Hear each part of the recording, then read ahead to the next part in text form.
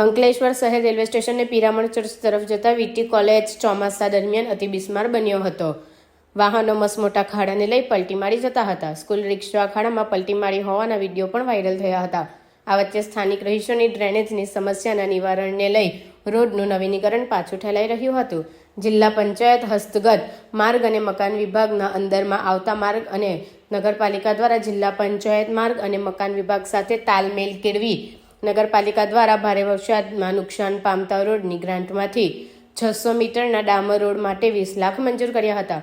જોકે ડ્રેનેજની ઉભરાતી ચેપબળોને લઈ નગરપાલિકા દ્વારા પ્રથમ ડ્રેનેજ સમસ્યાનું નિરાકરણ કરવામાં આવ્યું હતું. જે બાદ નગરપાલિકા દ્વારા આજ રોજ રોડના ડામર વર્ક શરૂ કરતા સ્થાનિકો દ્વારા તેમની રોડ અને ડ્રેનેજ સમસ્યાના નિવારણને લઈ ખુશી ફેલાઈ હતી.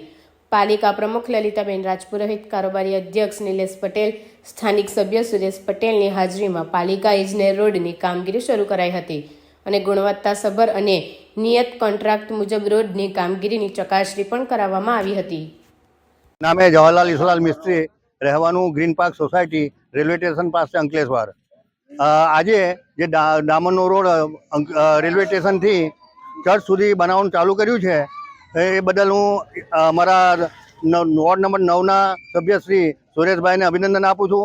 બીજું, જ્યારે આ ગટર લાઈન અમારી અહીંયા આગળ ઉભરાતી હતી છેલ્લા 1 વર્ષથી, તો અમે સુરેશભાઈને વારંવાર રજૂઆત કરી અને ગટર લાઈન મંજૂર કરાવી 55 થી 60 લાખના ખર્ચે, અને એ કામ પણ પૂરું કરી દીધું છે એમણે.